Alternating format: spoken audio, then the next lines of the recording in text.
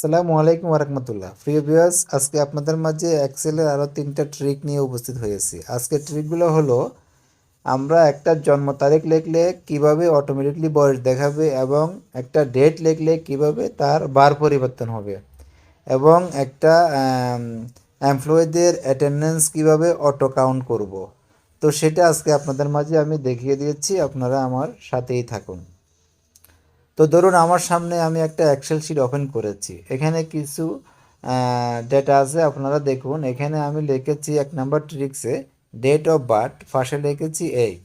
এখানে আমি date of birth লিখলে আমার বয়স দেখাবে। আর 2 নাম্বার ট্রিকে আমি লিখেছি ডেট এবং ডেট অফ উইক।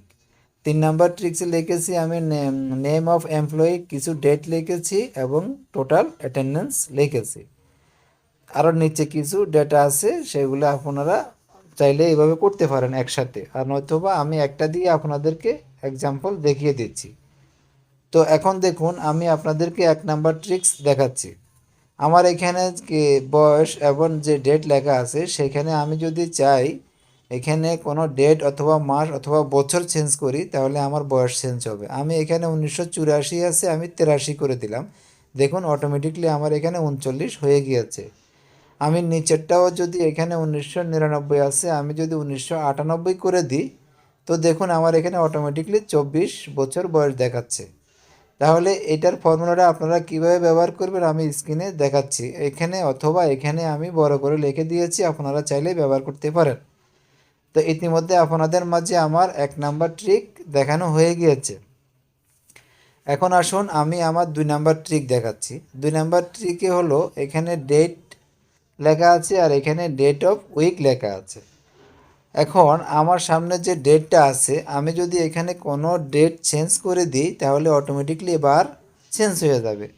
তাহলে দেখুন আমার এখানে 9 লেওয়া দেখা আছে, আমি এখানে কেটে দিয়ে 8 দিয়েছি, অটোমেটিকলি আমার বার পরিবর্তন হয়ে গিয়েছে। আমার ছিল ওয়েডনেসডে, এখন আছে টুইসডে। আমি যদি এখানে আবার 8-এর জায়গায় যদি আমি 7 ব্যবহার করি, তো আমার এখানে মানডে হয়ে গিয়েছে। আপনারা চাইলে এভাবে ডেট দিয়ে বারটা চেঞ্জ করে দেখতে পারেন, এবং ফর্মুলাটা এখানে দেওয়া আছে, আপনারা চাইলে এখান থেকে ব্যবহার করতে পারবেন। ইতিমধ্যে আপনাদের মাঝে 2 নাম্বার ট্রিক দেখানো হয়ে গেছে। আমি যাচ্ছি 3 নাম্বার ট্রিক। দেখুন 3 নাম্বার ট্রিকে এখানে নেম অফ এমপ্লয়ি, ডেট দেওয়া আছে কিছু, এবং টোটাল অ্যাটেন্ডেন্স দেওয়া আছে এবং নাম দেওয়া আছে।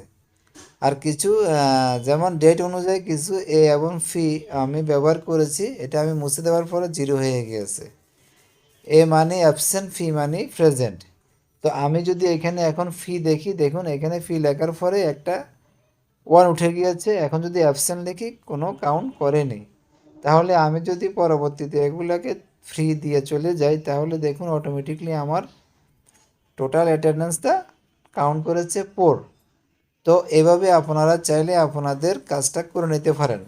এখানে আমি যে ফর্মুলা ব্যবহার করেছি, সেই ফর্মুলাটা স্ক্রিনে দেওয়া আছে, আপনারা চাইলে এখান থেকে নিয়ে ব্যবহার করতে পারেন। তো ফর্মুলাটা কি আপনাদেরকে আমি দেখিয়ে দিয়েছি, উপরে আপনারা দেখে নিতে পারেন।